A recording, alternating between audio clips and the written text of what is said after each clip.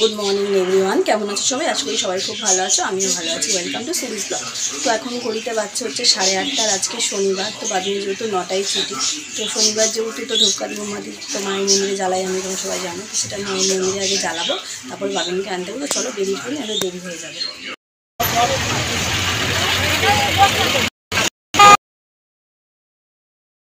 বাবিনকে নিয়ে স্কুল থেকে এলাম, তো এখন ওকেই স্নান টান করাবো।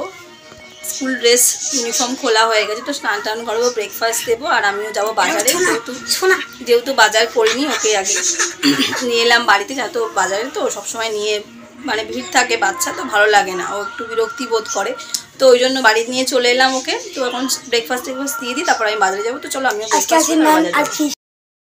তো এই জাস্ট বাজার থেকে ফিরলাম, আর কি বাজার করলাম না করলাম সরাসরি শেয়ার করবো। তো চলো দেখিয়ে দিই কী বাজার করেছি। শনিবার বাজার বলতে তেমন কিছুই না, আজকে তো ভেজ তোমরা জানো। তো আমি বাজারে গিয়েছিলাম যেহেতু, তো নিয়েছি হচ্ছে এখানে এই যে একটা খেজুরের প্যাকেট নিয়েছি, একটা আমতো নিয়েছি, একটা আমুল দুধের প্যাকেট, একটু টমেটো, আর একটু গোবিন্দভোগ চাল।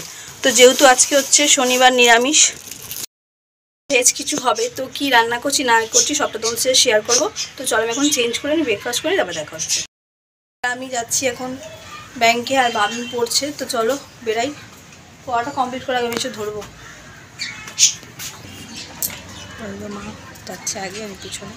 চলো যাই।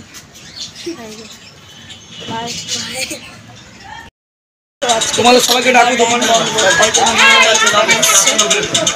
আগের দোকান থেকে টাকা তুলেছি। তোমরা তো দেখতেই পেলে যে বেরিয়েছিলাম মাকে ব্যাংকে নিয়ে যাওয়ার জন্য। তো আজকে তো শনিবার বন্ধ রয়েছে ব্যাংক, তো তার জন্য আমাদের এখানে বৈশালী মনিমাতা যে গণপতি স্টোরটা, এর আগেও একবার তোমাদেরকে দেখেছিলাম যে মা ওখান থেকে টাকা তুলেছিল।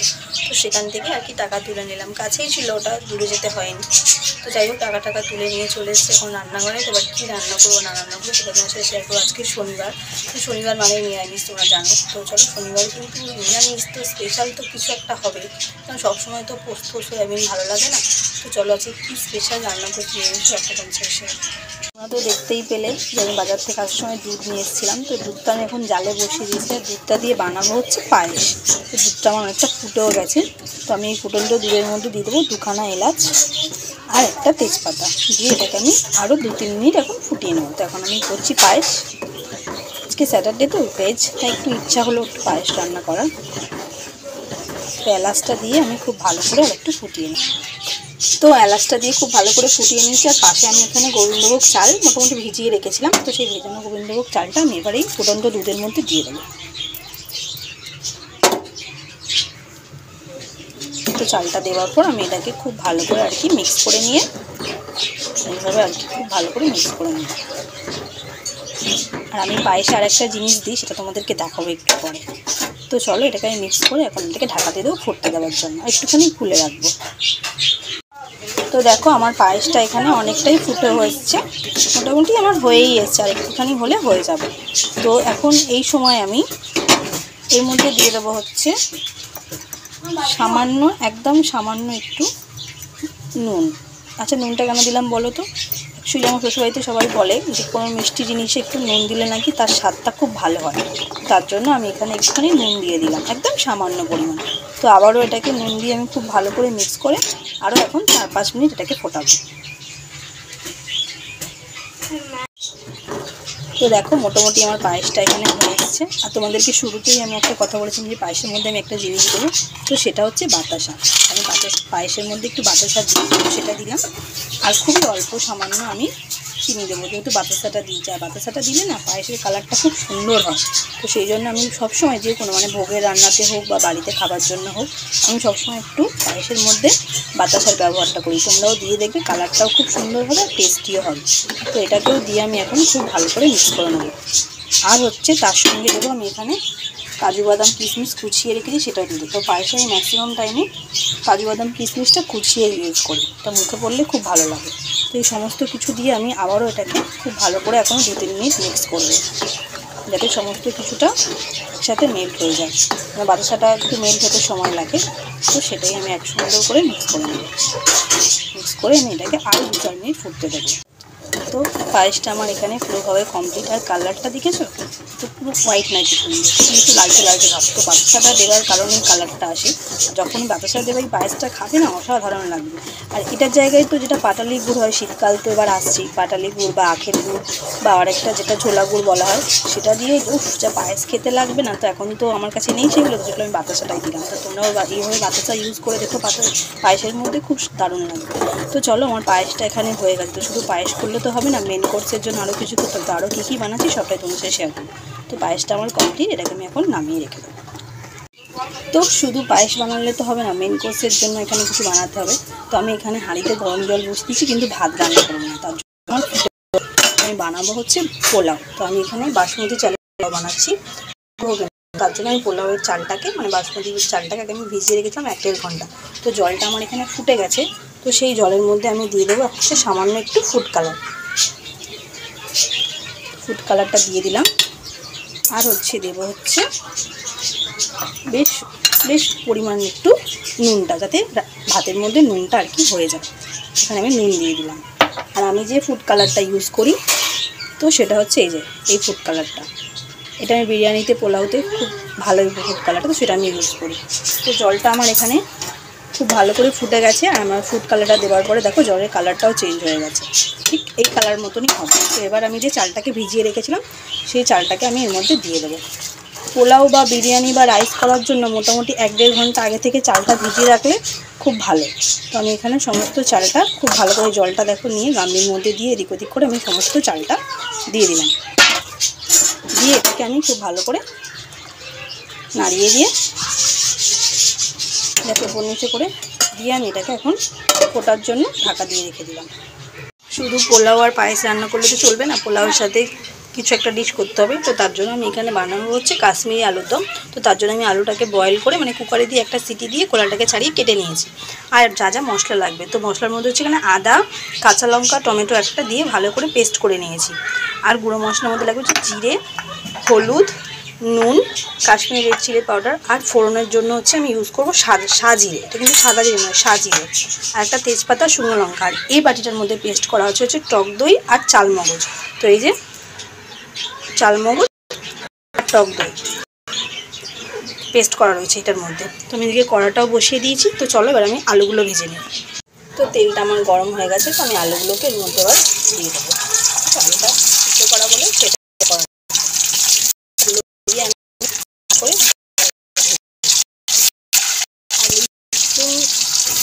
মাস্টার্ড অয়েলটা মানে কড়াতে দিলে এত পরিমাণ ঝাঁজ ওঠে না। যারা এই ফরচুন তেল ইউজ করো তারাই জানবে যে কড়াতে পড়ার পরে এই ফরচুন তেলের সর্ষের তেলটা কী ঝাঁঝালো হয়। তো আলুটাকে ফটাফট ভেজে নিই। তো আলুগুলো আমার ভেজে তুলে নেওয়া হয়ে গেছে। এবার এই সেম তেলের মধ্যে আমি দিয়ে দেবো হচ্ছে সাজিরে, একটা তেজপাতা আর একটা ফাটিয়ে নেব শুকনো লঙ্কা দিয়ে আমি ফোড়নটাকে দিয়ে নিলাম। আর এদিকে দেখো যে ভাতটা আমি বসেছিলাম, সেই ভাতটা খুব সুন্দর করছে। আর এই যে সমস্ত কিছু মশলা আমি দেখালাম, তো সেই সমস্ত কিছু মশলাটা আদা, টমেটো, কাঁচা লঙ্কার পেস্টের মধ্যে আমি দিয়ে নিয়েছি। এবার আমি এটা এখন এই যে ফোড়নের মধ্যে দিয়ে দিই, দিয়ে আমি এটাকে এখন খুব ভালো করে কষাবো। সাজিরে কোনো রান্না, নিরামিষ রান্নাতে জিরের থেকে সাজিরে দিলে রান্নাটা বেশি টেস্ট হয়। তোমরা কখনো সাজিরেটা ব্যবহার করে দেখো। তো এটাকে আমি এখন মশলাটাকে লো ফ্লেমে রেখে খুব ভালো করে কষাবো। তো মশলাটাও আমার অনেকটা তেল ছেড়ে দিয়েছে। এইভাবে আস্তে আস্তে মশলাটাকে কষতে থাকবে। তো দেখো এদিকে মশলাটা কষতে কষতে আমার যে ভাতটা বসানো ছিল সেটাও হয়ে গেছে। তো এরকম যখন 80% কুক হয়ে যাবে, আর কালারটা দেখেছো এগুলো কত সুন্দর বাসন্তী কালার হয়ে গেছে। তো এবার আমি ভাতটা কমপ্লিট হয়ে গেছে করা। তো আমি এটাকে এবার ঝাড়িয়ে নেবো। আর এটাকে ঝাড়ানোর জন্য আমি এরকম টাইপের একটা চুবড়ি নেবো। তো এটার মধ্যে এখন ভাতটাকে ঝাড়িয়ে নেবো। তো মশলাটা আমার এখানে অনেকটাই তেল ছেড়ে দিয়েছে। তো এবার আগে থেকে যে আমি চালমগজ আর দইয়ের যে ব্লেন্ড করে রেখেছিলাম মিক্সিতে, তো এবার আমি সেটার মধ্যে দিয়ে দেবো। দিয়ে এটাকে আবারও খুব ভালো করে কষাবো। আর গ্যাসটা আমার তখনও সিমেই থাকবে। যেহেতু কাশ্মীরি আলু করি, সেখানে টক দইটা অবশ্যই দেওয়া দরকার। আর সঙ্গে চালমগজ, কাজু বাদাম পোস্তও দিয়ে দিতে পারো, আমিও দিই, বাট আজকে আমি দিলাম না, আমি শুধু চালমগজ আর টক দইটাই অ্যাড করেছি। তো দিয়ে ওটাকে আমি আরও খুব ভালো করে এখন কষাতে থাকবো। তো টক দই আর চালমগজ বাটাটা দিয়ে আমার কষানো হয়ে গেছে। তো এর মধ্যে আমি এখন দিয়ে দেবো ব্যালেন্সের জন্য টেস্টটা চিনিটা দিয়ে আমি এটাকে আবারও খুব ভালো করে কষতে থাকবো। চিনিটা মেল্ট হয়ে যাবে আর কালারটাও খুব সুন্দর আসবে। আর টক দই দেওয়ার পরে আমি চিনিটা দিলাম কেন, যাতে টক দইটা আগে দিলে কি চিনিটা মেল্ট হয়ে যেত, ভালো হতো ওটাও, বাট আমি সবসময় চেষ্টা করি টক দই যে কোনো রান্না দেওয়ার পরে আমি চিনিটা অ্যাড করি, যেন আমার এটা মনে হয়। আমি এবার খুব ভালো করে এটাকে মিক্স করে নিলাম। তো এবার যে আমি আলুগুলোকে ভেজে রেখেছিলাম, তো সেই আলুগুলোকে আমি এবার তার মধ্যে দিয়ে দেবো, মশলাটা কষার মধ্যে সমস্ত আলুটা দিয়ে দেবো। দিয়ে এটাকে আমি আলুটাকে খুব ভালো করে একদম মশলার সাথে কষাতে থাকবো। কাশ্মীরি আলুর দম বলো চাই যে কোনো আলুর দম বলো, আলুটা যদি আগে থেকে সিদ্ধ করে ভাজা থাকে না, তো মশলার মধ্যে দিয়ে জাস্ট কষালেই হয়। তো আলুর দমটা দিয়ে যথেষ্ট তেল মশলা ছেড়ে দিয়েছে। তো আমি এর মধ্যে দিয়ে দেবো হচ্ছে দুটো চেরা কাঁচা লঙ্কা আর হচ্ছে সামান্য গরম মশলা। তো দিয়ে এটাকে আমি মিক্স করে নামিয়ে নেবো। তো চলো আমার কাশ্মীরি আলুর দমটা রেডি। জাস্ট এটা আমি হালকা হালকা গ্রেভি রেখেছি, যেহেতু পোলাওর সাথে খাওয়া হবে ওই জন্য। তোমরা যদি লুচি পরোটা বা নানের সাথে খেতে চাও তাহলে একদম পুরোটাকে ড্রাই করে দিতে পারো। তো সিম্পলভাবে কাশ্মীরি আলুর দমটা আমি বানিয়ে ফেললাম। তো তোমরাও ইজিলি এইভাবে বাড়িতে ট্রাই করে নিতে পারো। তো চলো আমার কাশ্মীরি আলুর দমটা ডান। তো এবার আমি কীভাবে পোলাওটা বানাই বাসমতি চালের সেটা তোমাদের সাথে শেয়ার করবো। তো আমি ভাবলাম পোলাওটা করার আগে আমসত্ত্ব খেজুর যে চাটনিটা করবো সেটা তোমাদের সাথে শেয়ার করি আগে। তো এখানে দেখো আমসত্ত্ব খেজুর কাজু কিশমিশ খুব সুন্দর করে আমি এখানে কুচিয়ে একটা বাটির মধ্যে নিয়ে নিয়েছি। গরম তেল, এই তেলে আমি এখন দিয়ে দেবো লঙ্কা আর সামান্য হচ্ছে হয়ে গেছে। তো এবার যে ভেজে রাখা সমস্ত কিছু ভেজে রাখা ছিল, কেটে রাখা ছিল আমসত্ত্ব খেজুর কাজু কিশমিশ সমস্তটা আমি এই ফোড়নের মধ্যে দিয়ে দিলাম। দিয়ে এটাকে এখন খুব ভালো করে আমি এই সামান্য ফোড়নের সাথে এটাকে মিক্স করব। তো এটাকে আমি খুব ভালো করে মিক্স করে নিই। এটাকে বেশি ভাজার দরকার নেই, জাস্ট একটু তেলের মধ্যে গরম করে নিলেই হবে। তো এর মধ্যে আমি সামান্য একটু নুন দিয়ে দেবো আর দেবো হচ্ছে একদম সামান্য, কেন খেজুর আর আমসত্ত্বের একটা কালারটা খুব সুন্দর হয়, তো তার জন্য আমি সামান্য একটু হলুদ গুঁড়ো দেবো, যাতে কালারটাকে আরও সুন্দর করে। আর গ্যাসটা আমার কিন্তু এখানে সিম করাই আছে, এটাকে একদম হাই ফ্লেমে এইভাবে ভাজবে না, নইলে একদম পুড়ে গেলে চাটনিটা পুরো বেকার হয়ে যাবে। তো একদম গ্যাস সিম করে তো এইভাবে ভাজতে পারি। এদিকে পাশে আমি গরম জলটাও বসিয়ে নেব, যেহেতু আমি জানো যে কোনো রান্নাতে আমি গরম জল ইউজ করি। আর এদিকে আমি পাঁপড়টাও ভেজে নিয়েছি, চাটনি আর হলে পাঁপড় হবে না, এটা তো হতে পারে না। গরম জলটা আমার এখানে হোক, দিলে আমি এর মধ্যে দিয়ে দেবো। তো গরম জলটা আমার হয়ে গেছে। তো এটাকে আমি নেড়ে দিয়ে দেবো, একদম সামান্য পরিমাণ দেবো, এতটা দেবো না। আমি চাটনিটা যেহেতু পরিমাণটা আমার অল্প, তো গরম জল দিয়ে এটাকে এখন মিক্স করে দিয়ে এটাকে এখন ফোটার অপেক্ষা করবো। চলো এটাকে মিক্স করে দিলাম, এটা এখন ফুটতে থাকবে। তো চাটনিটা আমার এখানে খুব ভালো করে ফুটে গেছে। তো এবার আমি এর মধ্যে দিয়ে দেবো হচ্ছে চিনি, দিয়ে যারা যেরকম মিষ্টি খাবে সেই হিসাবে চিনিটা দেবে। তো আমি এখানে 5 চামচ আর কি এই চামচের চিনি দেবো। চিনিটাকে দিয়ে আমি আবারও খুব ভালো করে এটাকে এখন ফোটাবো, কোনো চিনি থেকে জলটা ছাড়বে সেইভাবে দিয়ে আমি এটাকে আবারও 5-7 মিনিট চিনিটাকে গলার জন্য আবারও এটাকে ফুটতে দেবো। এইভাবে আমসত্ত্ব খেজুরের চাটনি করবে না, অসাধারণ লাগবে। করো নিশ্চয়ই তোমরা, আমি তাও আমার মতন করে শেয়ার করলাম রেসিপিটা। এক একজনের এক এক রকম পদ্ধতি হয় সব কিছু বানানোর। তো এটা আমি আরেকটু ফোটাই। তো চাটনিটা দেখো আমার এখানে মোটামুটি হয়ে গেছে, এইরকম ভাবটা থাকবে। তোমরা চাইলে এটাকে আরও শুকিয়ে ড্রাই করে নিতে পারো, বাট আমার সাজেশন মতে আর না শুকানোই ভালো। তখন বলে তো এটা যখন ঠান্ডা হবে না এটা আরেকটু জমে যাবে। আর তোমরা যদি চাও এটাতে নামানোর আগে একটু ভাজা জিরে গুঁড়ো বা একটু পাঁচফোড়ন আর কি শুকনো গোলায় ভেজে গরম করে নিয়ে সেটাও গুঁড়ো করে দিতে পারো, সেটা আরও টেস্ট লাগবে। আর হ্যাঁ, এই চাটনিটার মধ্যে টমেটো দিয়েও অনেকে বানায়, বাট আমার পার্সোনালি টমেটোর চাটনি একদম পছন্দ না, তো তার জন্য আমি দিই না। তো তোমরা চাইলে দিতে পারো।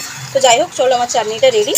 এটাকে আমি এবার ঝটপট করে নামিয়ে নেবো, নইলে এটাকে আরও ফোটালে একদম পুরো বসে যাবে। পোলাওটা বানাবো, পোলাওর জন্য আমার যা যা প্রয়োজন আমি সেগুলো তোমাদের প্রথমে এখানে আমি কাজু বাদাম কাজুগুলোকে মাঝখান দিয়ে কেটে দুভাগ করে নিয়েছি। আর লাগবে এলাচ, গুঁড়ো আমি দিই। আর এখানে হচ্ছে কেওড়া গোলাপ জল, ঘি আর কালার অলরেডি দিয়ে দিয়েছি। আর দেখো আমি এখানে গ্যাসটা জ্বালিয়ে কড়াটা বসিয়ে দিয়েছি আর কড়াটা গরমও হয়ে গেছে, কিন্তু আমি গ্যাসটাকে এখন বন্ধ করে দেবো। এবার কেন বন্ধ করলাম তো চলো সেটা বলছি। তো এবার তো সামান্য আর গ্যাসটা বন্ধ। তো এই যে টেম্পারেচারটা আছে এই টেম্পারেচারেই আমি কাজু বাদামগুলো দেবো।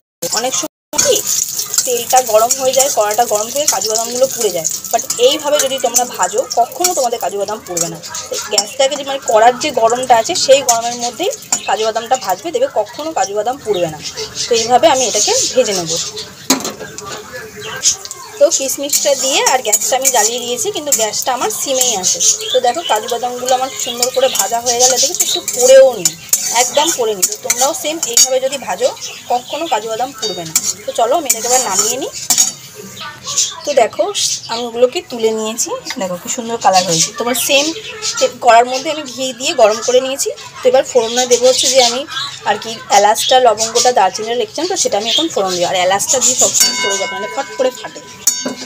তো এটা এখন ফোড়নটা হয়ে যাক, এক্ষুনি ফেটে উঠবে। আমি সবসময় এরকম করে এলাচ দিই না, দূরে সরে যাই, এলাচটা ভীষণ ফাটে। তো আমি এবার গ্যাসটাকে সিম করে দেবো, দিয়ে আমি এবার যে রাইসটাকে আমি এখানে রেডি করে রেখেছিলাম, তো সেই রাইসটাকে আমি এবার এই ঘিয়ের মধ্যে দিয়ে দেবো। তো দেখো সিম এইভাবে আস্তে আস্তে দিয়ে আমি এটাকে এইভাবে দিতে থাকি, দিয়ে এটাকে আমি এবার মিক্স করবো। তো আমি আরেকটু দিয়ে নিই। তো দেখো আমি এখানে বেশ অনেকটা পরিমাণ আর কি রাইসটা দিয়ে এটাকে মিক্স করে দিয়েছি। তো এবার আমি এর মধ্যে দিয়ে দেবো হচ্ছে, আমি কিন্তু ভাতটা করার সময় নুন দিয়েছিলাম, তো সেই বুঝে আমি নুনটা এখানে ইউজ করব। আর পোলাও যেহেতু খুব একটা নুনটা হবে না, মিষ্টি মিষ্টি হবে, তো সেই বুঝে নুনটা দেবো। এবার এর মধ্যে দেবো আমি হচ্ছে এই যে চিনিটা আমার আগে থেকে গুঁড়ো করা ছিল। আর এইভাবে পোলাও রান্না করলে তোমরা যদি চিনিটা গুঁড়ো চিনি দাও না, খুব ভালো হবে, তাহলে মেল্ট হতে সময় লাগে না। তো এখন আমি 2 চামচ মতন, ওই 2 থেকে আড়াই চামচ মতন আমি এর মধ্যে গুঁড়ো চিনিটা দিয়ে দেবো। আর হচ্ছে দেবো হচ্ছে এই ঢাকার 1 ঢাকা গোলাপ জল, 1 ঢাকা কেওড়া জল, আর কয়েকটা ড্রপ আর কি মিষ্টি আতর। যদি গোবিন্দভোগ পোলাও করতাম তাহলে ওর মধ্যে আমাকে এগুলো দিতে হতো না। আর যে কাজু বাদাম কিশমিশটা আমি ভেজে রেখেছিলাম, তো কিছুটা পোর্শন আমি এখন দিলাম। তো চলো এগুলোকে দিয়ে আমি এখন মিক্স করব। তো দেখো আমার এখানে সমস্ত কিছু যা যা দেওয়া ছিল সমস্ত কিছু দিয়ে আমি এখানে মিক্স করে নিলাম। তো এইভাবে ইজিভাবে তোমরাও কিন্তু পোলাও বানিয়ে নিতে পারো। তো ঠিক এরকমভাবে দেখবে বানাবে, খুব কম সময়ের মধ্যে আর খুব কম ইনগ্রিডিয়েন্টসে, আর খুব মানে কি বলে খুব টেস্টিও হবে জিনিসটা। তো আমি ম্যাক্সিমাম আর কি বাসমতি চাল দিয়ে করলে এইভাবেই করি, আর গোবিন্দভোগ চাল দিয়ে কীভাবে করি সেরকম করে তোমার সাথে শেয়ার করবো। তো চলো এটা আমার এখন রেডি হয়ে গেছে, নামিয়ে নিয়ে দিয়ে আর একটু বাকি আছে সেটাও কমপ্লিট করে নেবো, তারপর দেখাবো আমি আজকে কী কী রান্না করলাম। তো চলো আমার এটা এখন রেডি হয়ে গেছে। তো চলো দেখে নিই কী কী আজকে রান্না করলাম। তো প্রথমে যেটা করেছিলাম হচ্ছে এই পায়েসটা, দেখছো পায়েসটা কি সুন্দর বসে গেছে, আর কালারটা দেখো কত সুন্দর। তো তারপরে এই যে আমসত্ত্ব খিচুড়ির চাটনি, আর এই যে সস টপার পাঁপড় ভাজা, যেটা ছাড়া কিছু ভাবাই যাবে না। আর হচ্ছে এই যে কাশ্মীরি আলুর দম, আর এই যে বাসন্তী পোলাও। তো এটাই হচ্ছে আজকে শনিবারের নিরামিষ মেনু। তো চলো এবার খাওয়া দাওয়া। আর এই রেসিপি যদি ভালো লাগে তো অবশ্যই কিন্তু তোমরা বাড়িতে বানাবে। তো চলো এখন খেতে দিই সবাইকে, তো দেখা হচ্ছে পরে। Good evening everyone. তো আজকে যেহেতু শনিবার আর বাবিনার কারাটে ক্লাস থাকে, তো এখন ঘড়িতে বাজছে হচ্ছে 6:45। তো বাবিনা এখন কারাটে ক্লাসে যাবে, আমি যাব না, আমার শরীরটা ভালো লাগছে না, তো ওই জন্য আমি যাব না। তো চলো ওর পাপা ওকে নিয়ে যাচ্ছে, তো চলো বেরিয়ে গেছে ওরা। দেখো এখন স্যুপ হচ্ছে, তো এই যে মা এখন সন্ধে দিচ্ছে তুলসী তলায়, আমিও দেবো বেরিয়ে গেলে তারপরে।